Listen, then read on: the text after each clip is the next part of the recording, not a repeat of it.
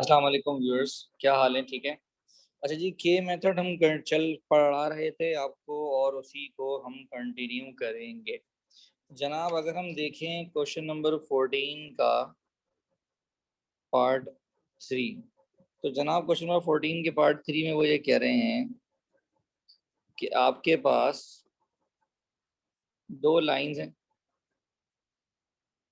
As usual जनाब, जिसमें एक की इक्वेशन गिवन है आपको 3x + 2y is equals to 8, या हम कह सकते हैं -8 इक्वल्स टू 0। और जनाब लाइन 2 की इक्वेशन है 5x - 11y + 1 is equals to 0। जनाब ये हमारे पास इक्वेशंस गिवन है और फिर वो ये कह रहे हैं कि जिस लाइन की इक्वेशन निकालनी है वो इन दोनों के इंटरसेक्शन से गुजर रही है और साथ ही साथ एक और लाइन है लाइन 4, उसके पैरेलल भी है। सब कुछ दे दिया इन्होंने इस सवाल में, कुछ रह नहीं गया, मतलब सब बता दिया इन्होंने इस सवाल में। तो जनाब सबसे पहले हमें ये बात पता है कि ऐसी सूरत में जो इक्वेशन ऑफ L3 है वो हमेशा होती है L1 + KL2 = 0। तो जनाब L1 है हमारे पास 3x + 2y - 8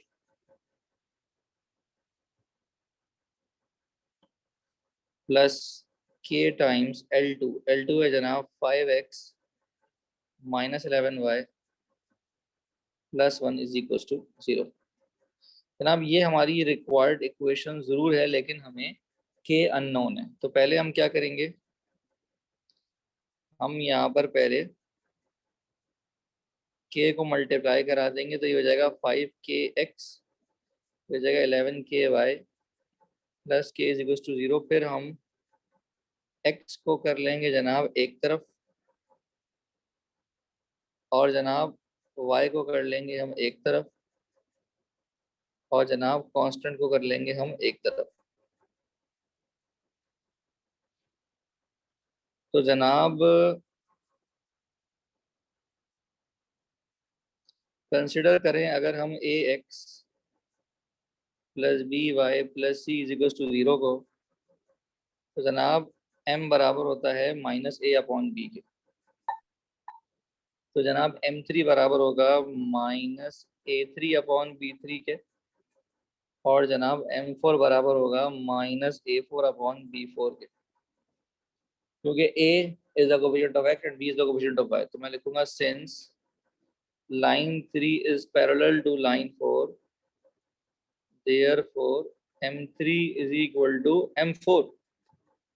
तो जनाब ये जो है m3 ये है जनाब -a3, मतलब 3 + 5k/2 - 11k, ये हो गया a3/b3 और जनाब ये हो गया a4/b4। माइनस माइनस प्लस हो गया, क्रॉस मल्टीप्लाई करेंगे हो जाएगा 39 + 65 का हो जाएगा जनाब 12 - 66k। तो जनाब ये इधर जाकर हो जाएगा 135k और जनाब ये उधर जाके हो जाएगा -27। तो जनाब के की वैल्यू आएगी -27/135। तो अगर हम इसको कैंसिलेशन करने की कोशिश करें तो हम कैलकुलेटर की मदद लेंगे। तो भाई 27/135 कितना होता है? ये होता है जनाब 1/5। जनाब के की वैल्यू आ गई हमारे पास 1/5। तो जनाब के आ गया, जिंदगी आ गई, क्योंकि कुछ भी नहीं करना हमें।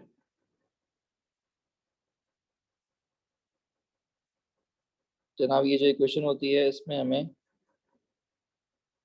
जस्ट के डालना होता है। तो हम यहाँ पर के की जगह पर इक्वेशन ए में के की जगह पर हम वैल्यू डाल देंगे जनाब -1/5। उसके बाद जनाब एलसीएम आएगा 5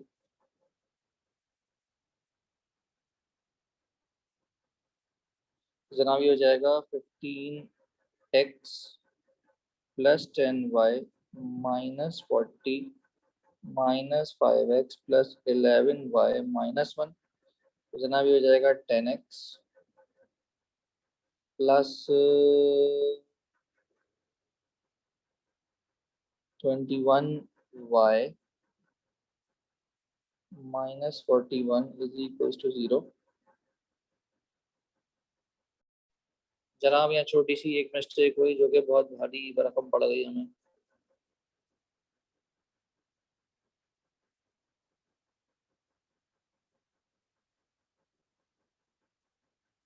जनाब ये 135 नहीं होगा, 65 में जब मैं 66 को ऐड करूंगा तो ये आएगा 131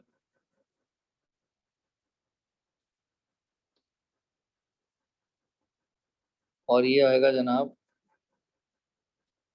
131k is equal to minus 27 और k आएगा जनाब माइनस 27 अपॉन 131। तो जनाब ये इक्वेशन ए में मैं रखूंगा। तो बेटा ये हो जाएगा 3, यहाँ k की जगह पर आएगा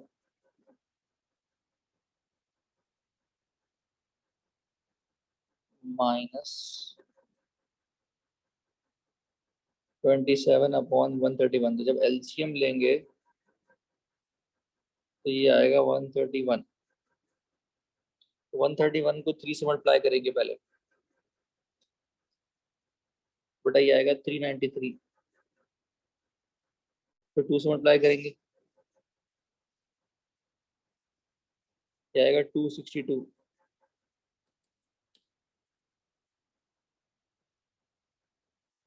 और फिर हम 8 से मल्टीप्लाई करेंगे, ये आएगा 1048।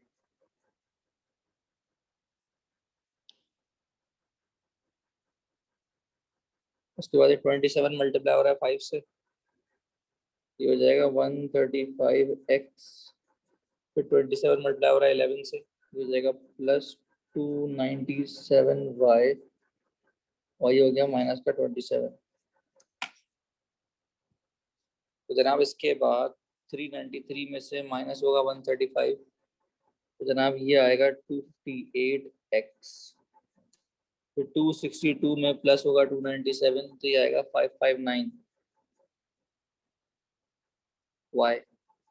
और उसके बाद जनाब 1048 प्लस 27, तो ये आ गया 1075। अब मसला ये है कि ये आंसर नहीं है, क्योंकि पैरेलल बोला था। तो बेटा याद रखिएगा यहाँ पर अगर 6x और 13y है तो यहाँ पर भी 6x और 13y ही आएगा।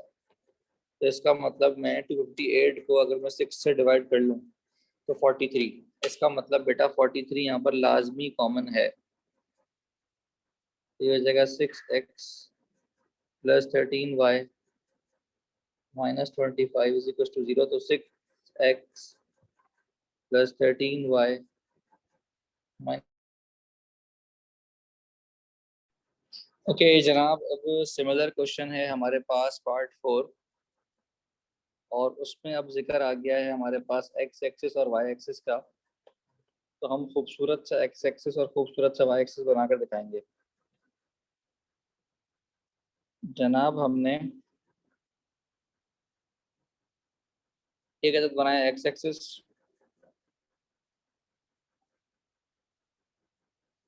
और एक अदद बनाया हमने वाई एक्सिस। वो ये कह रहे हैं जिस लाइन की इक्वेशन निकालनी है हमें वो वाई एक्सिस के पैरेलल है, मतलब लाइन 3। और बेटा जो बाकी दो लाइनें हैं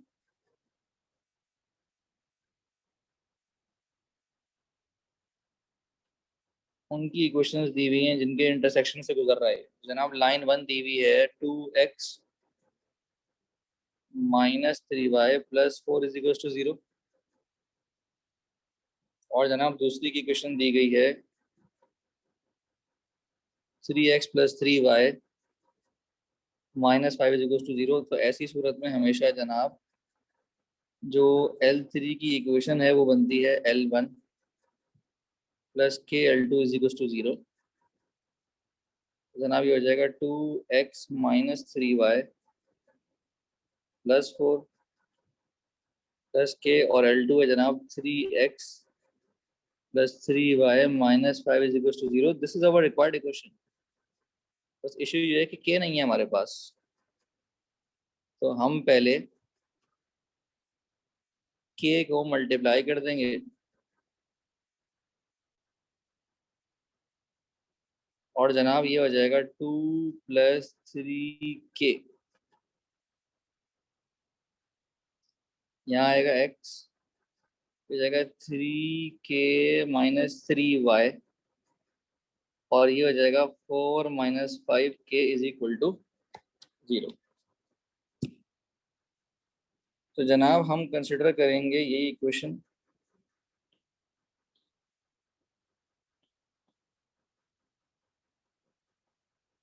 और उसके बाद हमने लिखना है कि जनाब लाइन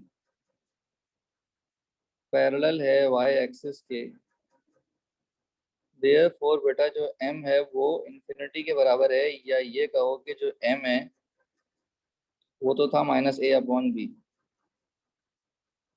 वो बराबर होगा 1/0 के, या ये कहो कि b बराबर होगा 0 के, अगर हम क्रॉस मल्टीप्लाई कर लें। तो b की अपनी वैल्यू है जनाब 3k-3, वो हो गए 0, और जनाब ये हो गया 3k इज इक्वल टू 3, और जनाब k की वैल्यू आ गई मेरे पास 1। जनाब k की वैल्यू जब 1 आ गई तो मैं इसको इक्वेशन a में उठाकर पुट कर दूंगा, तो ये हो जाएगा जनाब 2x minus 3y plus 4, k की जगह 1 आ गया, तो 1 से तो कोई फर्क पड़ेगा नहीं जनाब, 3y कैंसिल हो जाएगा, 2x प्लस 3x हो जाएगा 5x, और जनाब ये बचेगा -1 इज इक्वल टू 0। जनाब ये थी हमारी रिक्वायर्ड इक्वेशन जो कि पैरेलल टू y एक्सिस है। जनाब इसके बाद हमारे पास क्वेश्चन है इसी का पार्ट 5। अगर हम देखें तो ये सारे क्वेश्चंस एक ही तरीके से हो रहे हैं कि जनाब अब हमें जो उन्होंने दो लाइंस दी हैं, तो जनाब एक है लाइन 1 जिसकी इक्वेशन हमें गिवन है 5x minus 6y -1 is equal to 0, और जनाब लाइन 2 की इक्वेशन है हमारे पास 3x plus 2y plus 5 is equal to 0। तो हमें जिस लाइन की इक्वेशन निकालनी है वो दो लाइनों के इंटरसेक्शन से गुजर रही है जनाब,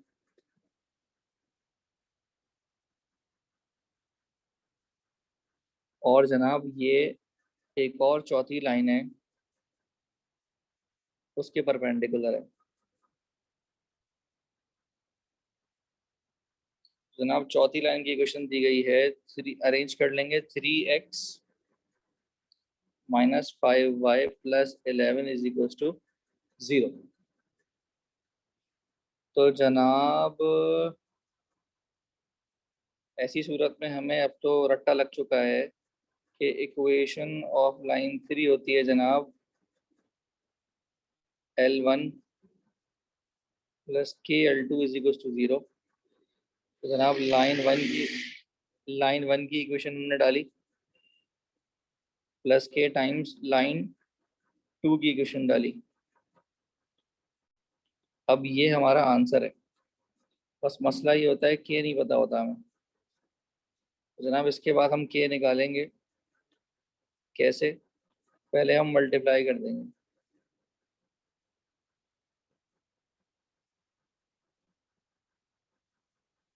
उसके बाद हम अरेंज करेंगे, ये हो जाएगा 5 प्लस 3 के, ये हो जाएगा जनाब 2k माइनस 6y, और ये हो जाएगा 5k-1 इज इक्वल टू 0। उसके बाद जनाब हमने यही सब लिखना है।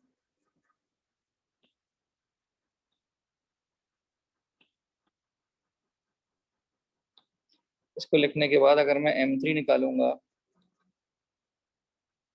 तो जनाब m3 मेरे पास कितना आएगा, ये आएगा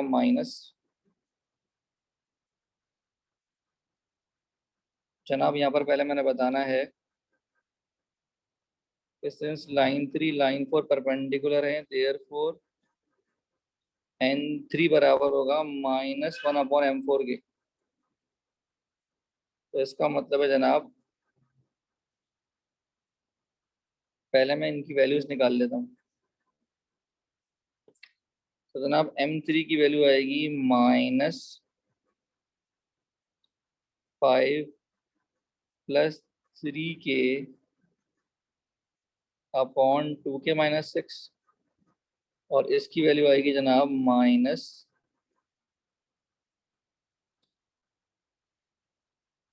-3/-5, जो कि 3/5 हो जाएगा। m3 की वैल्यू जनाब मैंने यहाँ से पुट कर दी, -1/m4 का मतलब है कि m4 की वैल्यू जो भी निकाली है उसको उल्टा करके लिखूंगा, माइनस माइनस कैंसिल हो जाएगा, हो जाएगा जनाब 15 + 9k, और ये हो जाएगा जनाब 10k - 30, क्योंकि माइनस माइनस कैंसिल हो चुका है। तो जनाब ये हो जाएगा 15 + 30 हो जाएगा 45। तो जनाब k की वैल्यू आएगी जनाब 45 के बराबर। ये जो भी k आया है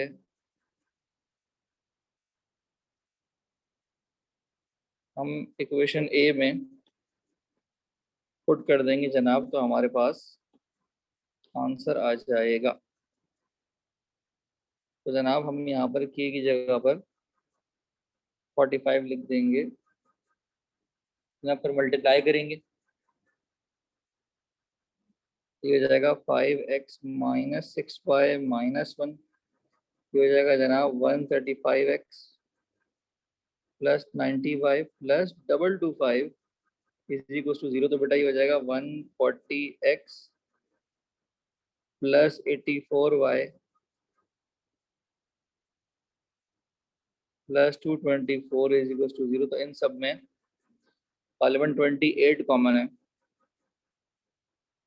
तो ये हो जाएगा 5x + 3y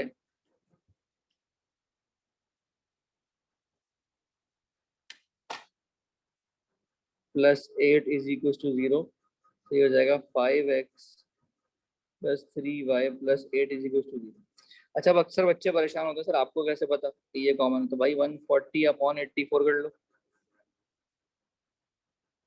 तो कैलकुलेटर से आंसर आ जाएगा 5/3, और फिर 140/224 कर लो, तो कैलकुलेटर से आंसर आ जाएगा 5/8। तो तुम्हें पता चल जाएगा कि 140 सिंपलेस्ट है 5 के बराबर, और 84 सिंपलेस्ट है 3 के बराबर। तो ये कोफिशिएंट्स तो मिल गए तुम्हें, 5, 3 और 8। अब तुम्हें ये पता लगाना है कि किससे कैंसिल किया। तो 140 को डिवाइड कर लो 5 से, तो हमें 28 आ जाएगा। तो इस तरीके से हम कॉमन निकाल लेते हैं। तो जनाब ये हमारे पास फाइनल आंसर आ गया है। तो जनाब हमारे पास अब जो पार्ट है इसके बाद, वो है पार्ट 8, जिसमें हमसे कहा जा रहा है मेकिंग एन एंगल ऑफ। तो पार्ट 8 के लिए कॉन्सेप्ट यही रहेगा, बस हम वहां पर मेकिंग एन एंगल है तो tan थीटा का हम फॉर्मूला यूज करेंगे, +-m3 - m4/1 + m3 m4, क्योंकि इसके अंदर हमें m3 होगा k की फॉर्म में, m4 आएगा लाइन से नंबर की फॉर्म में, थीटा हमें पता होगा, वो हम यहाँ पुट करेंगे और हमारे पास m3 की दो वैल्यूज आ जाएंगी। ठीक है जनाब, तो पार्ट 8 इस तरीके से सॉल्व हो जाएगा। क्वेश्चन नंबर 21 के जो बाकी पार्ट्स हैं, parallel to X axis, parallel to X axis के अंदर आप जो स्लोप है वो = 0 कर लेंगे। जैसे यहाँ पे आपने पैरेलल टू वाई एक्सिस में स्लोप =∞ किया था, तो पैरेलल टू एक्स एक्सिस में स्लोप जो है वो = आप 0 कर लेंगे। पार्ट 3 में पैरेलल टू द लाइन दिया हुआ है, पैरेलल टू द लाइन मैंने अभी आपको यहाँ पार्ट 3 में करवाया है। परपेंडिकुलर टू द लाइन बोला है, वो भी मैंने करवाया है आपको। बात समझ आ रही है? तो जनाब ये थी हमारे पास 3.1 एक्सरसाइज, जो कि तकरीबन खत्म हो गई है। इसके अंदर एक ऑर्थो सेंटर वाला जो सवाल है वो मैंने नहीं करवाया है, और क्वेश्चन नंबर 13 नहीं करवाया, जो कि काफी बड़े सवाल आते हैं, पेपर में एक्सपेक्टेड नहीं होते हैं, लेकिन मैं फिर भी करवाऊंगा जनाब नेक्स्ट क्लास में इंशाल्लाह। तो हमारे पास समझ लें कि 3.1 का हमने हर सवाल कर लिया है, सिवाय 2 सवाल आपके, इंशाल्लाह हम नेक्स्ट क्लास में कर लेंगे इंशाल्लाह।